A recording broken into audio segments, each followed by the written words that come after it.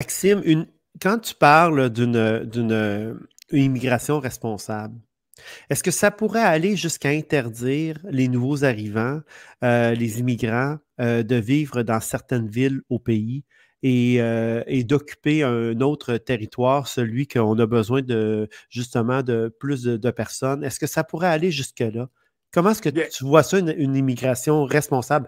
Parce qu'une fois qu'ils sont rendus au Canada, c'est difficile de pouvoir d'avoir la mainmise et de dire l'autorité et de dire ben, vous ne pourrez pas habiter Toronto, vous ne pourrez pas habiter Vancouver, vous ne pourrez pas habiter Montréal parce que nous, on considère que ces endroits sont aux prises avec des problèmes majeurs en ce qui concerne le logement, entre autres.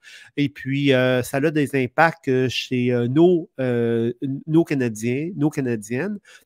Et puis, pour un certain temps, vous n'aurez pas ce droit-là en raison justement de cette préoccupation que nous avons pour les gens qui sont ici parce que nous sommes responsables. Est-ce que ça serait déclaré, bon, illégitime de le faire, etc., illégal de le faire? Comment tu vois ça, toi, une immigration responsable? ben, c'est une bonne question, Samuel. Effectivement, ce que tu parles, lorsque tu parles des grandes villes, Montréal, Toronto, Vancouver, les statistiques sont claires. 40% des nouveaux arrivants vont s'installer dans ces grandes villes-là. Et de là, la crise du logement. Et après ça, bien, les Canadiens de ces grandes villes-là vendent leurs maisons à bon prix parce que les prix augmentent et s'installent dans des plus petites municipalités. Ça fait augmenter le prix du logement dans ces municipalités-là. Et donc, ça fait qu'on a un problème pan-canadien. La solution à ça, c'est d'avoir moins d'immigrants. Là, on a plus qu'1 million de personnes qui viennent par année. Nos portes sont tellement ouvertes au Canada que par capita, c'est le pays qui reçoit le plus d'immigrants de tous les pays de l'OCDE, de tous les pays développés. Et ces gens-là vont à Montréal, Toronto et Vancouver.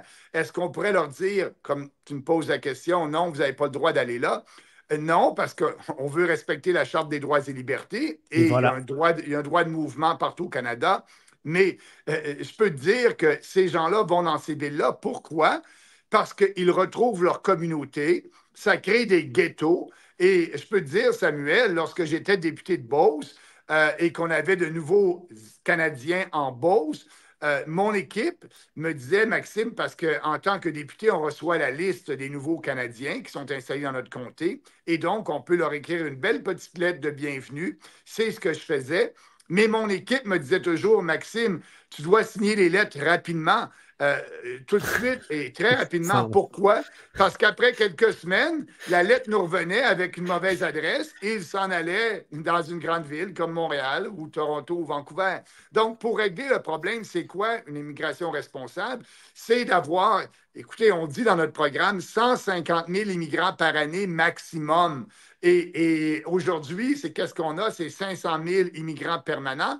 Puis on additionne à ça les immigrants non permanents, c'est-à-dire les travailleurs étrangers qui viennent au Canada. On devrait couper ça aussi parce que c'est excuse-moi l'expression, Samuel, cheap labor pour les corporations. Si les grandes corporations ou les plus petites ne peuvent pas se trouver d'employés, bien, ils ont juste à augmenter leur salaire et les Québécois ou les Canadiens vont y aller. Là, on leur dit, ils vont voir le gouvernement, M. Legault et à Ottawa, Trudeau, écoutez, donnez-moi plus de travailleurs étrangers temporaires et qui travaillent dans les McDonald's ou ses premiers emplois, McDonald's ou dans le service, bien, c'est ces gens-là qui viennent, au lieu d'augmenter le salaire et que les Québécois pourraient bénéficier d'un salaire plus élevé, parce qu'on parle tout le temps qu'on a un manque de main-d'œuvre. Un manque de main-d'œuvre, Samuel, ça fait des années qu'on en parle, puis à chaque année, on augmente les seuils d'immigration. Donc, ça ne règle pas le problème. Pour les entreprises, pour régler le problème de manque de main-d'œuvre, c'est l'automatisation, c'est la robotique,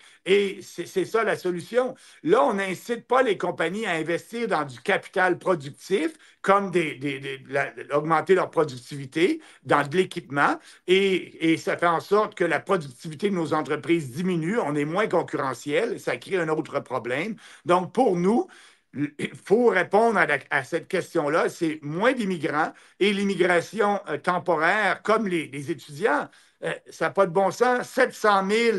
Et ça, c'est une façon détournée de rentrer au Canada et de demander la résidence. C'est des faux étudiants qui savent que c'est facile d'avoir un permis d'étudiant. Et après ça, bien, lorsqu'ils sont rendus ici, ils veulent rester au pays. Et c'est pour ça qu'on a plus d'1 million de personnes par année qui viennent sur un pays de 40 millions d'habitants. C'est de l'immigration de masse. Il faut cesser ça. Donc, nous, on arrêterait cette rentrée illégale de faux étudiants et de travailleurs étrangers. On aurait le minimum. Travailleurs étrangers temporaires, là, on sait où ils doivent aller, dans l'agriculture. Les Québécois ne veulent plus aller dans des champs pour ramasser des bleuets ou quoi que ce soit. Donc, dans l'agriculture, oui, c'est des travailleurs saisonniers. Ils viennent pour une saison et ils retournent au Mexique ou dans leur pays. Mais pour les autres secteurs d'activité, ça devrait être restreint au maximum.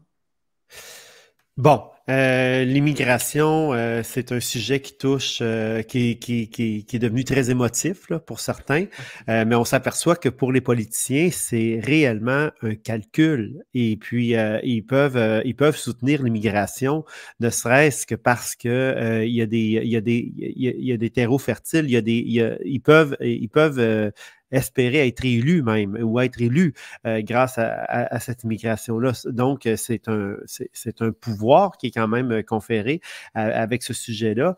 On aura l'occasion d'en reparler. Parce que j'aimerais ça qu'on revienne également sur le jugement qui a eu lieu, qui a donné raison aux camionneurs et aux manifestants qui sont descendus dans la rue.